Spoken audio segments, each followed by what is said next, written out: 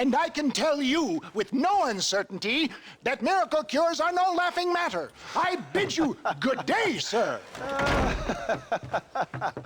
Oh, Mr. Marston, good to see you. How have you been keeping?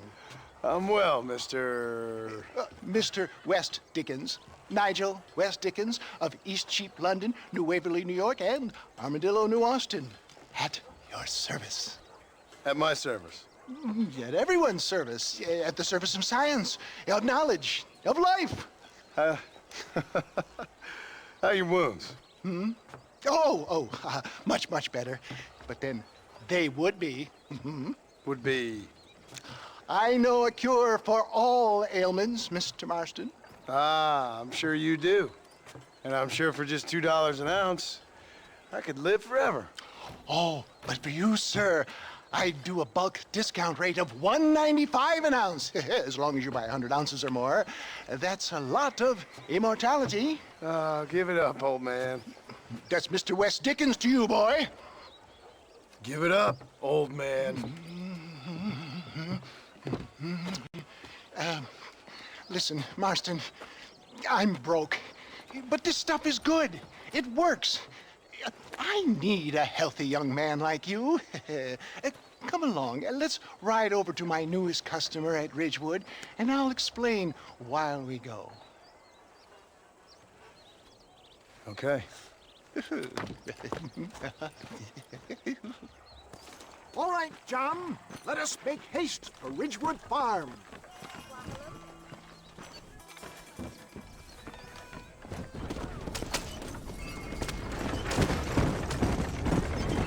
Hello there. I heard about you, Mr. West Dickens. And I about you, John Marston. Hoodwinking the weak, gullible out of their hard-earned money. My dear boy, it is you who is gullible, if I may be so bold, for heeding such ill-informed You're scuttlebutt. as full of wind as a horse with the collar. I have been blessed with the gift of language, and for that I will not apologize. But the West Go. Dickens elixirs speak for themselves. For the love of God, try to stay on the road! If my tonic is such a sham, how do you explain the fine fettle in which you find me? Last time you saw me, I was knocking at death's door. You should thank the doctor for that. I reckon you were acting it up worse than it was. Act I can, John. A more convincing Othello there has never been. And so shall you, a fair Iago or Cassio make it. I don't like the sound of this. Showmanship, John. The flourish, the bow. Stay on the road! We're going to destroy the merchandise! We are operating in a competitive marketplace. Our product must stand out. And how does this involve me? We're going to use your God-given talents to our advantage. I'm really starting to I'll regret drop this. you off at the outskirts of Ridgewood. That way, it won't look like we came together.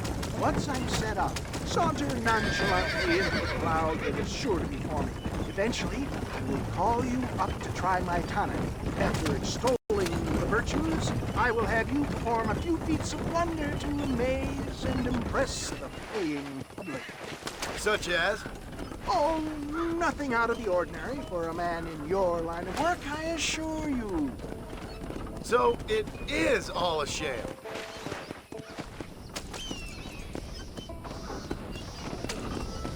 You hop out here, John. Follow me in on foot.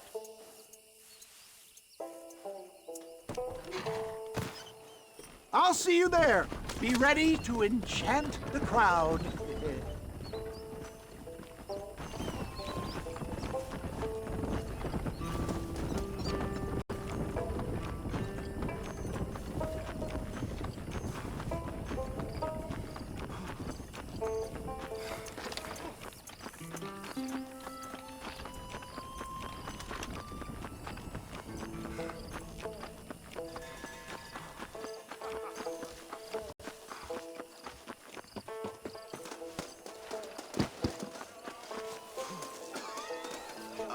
Friends, hard-working souls of Cholla Springs, gather round, gather round. Do you suffer from rheumatism, lumbago, acute chronic sciatic, neurologic, or inflammatory pain? Well, I represent the only company that makes the genuine article that cures headaches, neuralgia, earache, toothaches, backache, swelling, sprains, sore chests, swelling of the throats, contracted cords and muscles, anxieties and ravaged nerves, stiff joints, wrenches, dislocations, cuts and bruises, and it adds vitality and vigor to the healthy man. But can you prove it, old man? Oh, I'm sure there's some customer here who could prove the qualities of it by taking a drink right now. You, sir, come up here. Step right up. That's the spirit. Ladies and gentlemen, pay close attention.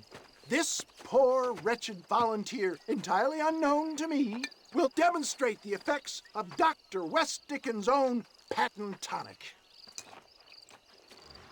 Be you a cowpoke or athlete, this miraculous elixir developed with the wisdom of the East keeps the muscles supple and relaxes the cords. It loosens the joints and gives a feeling of youth and vigor to the whole system. Not possible, I hear you say. Well, doubt no longer. Faith can move mountains, but I ask not for faith. I am a man of science, and today science will be vindicated. Your eyesight is greatly improved. Is that not so, friend?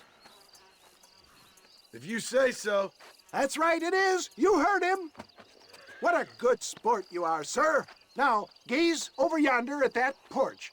If you squint, you may just be able to make out the skull that's hanging there. Go ahead, friend. Shoot that skull and demonstrate the miraculous eyesight you now possess. I can shoot better than that with my eyes closed.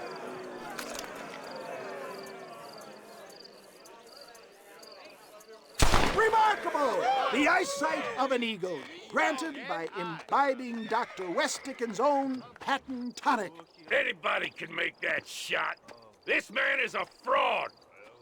If your eye's so damn sharp, why don't you try shooting my hat out of the air? My friends, our test case has been challenged to shoot a gentleman's hat out of the sky above our heads. You can fool these people, but you ain't fooling me.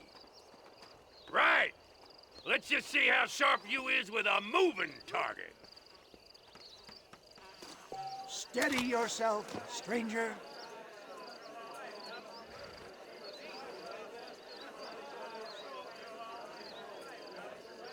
Go home! Have you ever seen such an eye? Behold the power of the elixir, plucked out of the sky. Hey! Hey! What? You think you can put a hole in a man's hat and just walk away, do you? Well, it don't work like that around here, mister. Come on! Are you a man or not? A challenge of battle has been offered to our volunteer. Let the battle commence! All right, let's finish this. Get the hell off! Inhuman strength!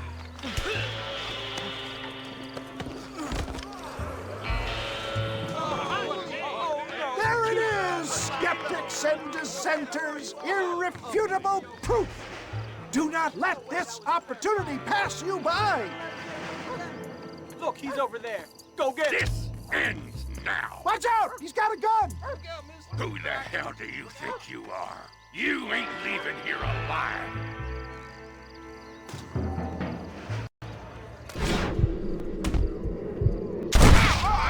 Marvelous shot, dear boy. The kind of deadly accuracy that can only be afforded by the West Dickens elixir. Come, I have plenty for all. You'll be fine. Get out of my way. Hey! Where are you going? I want a bottle. Get me a bottle, please. One of them, right here. No harm in trying one bottle, I suppose. Well, I think that went kind of well, don't you? I'm just glad that my normal job involves either chasing after cattle or murderers. Not the likes of you, mister. Don't be like that. Now, if you'll excuse me, I'd like to say my goodbyes, head on back to the real world. Wait, sir. I've been thinking about your predicament, and I think I may have an idea. I've been thinking I could be your cunning Odysseus. Beware of the Greeks bearing gifts, sir. Williamson had better beware. We will make them into Trojans. I don't rightly get you. I want you to go and see my old friend Seth. He can come across as a little curious, but I'm sure you two will get on. He's most often found at Coots Chapel. He's very devout. Why see him? Because between him and me, we can get those gates to open for you, and you can walk right in, just like in Homer's great Trojan yarn!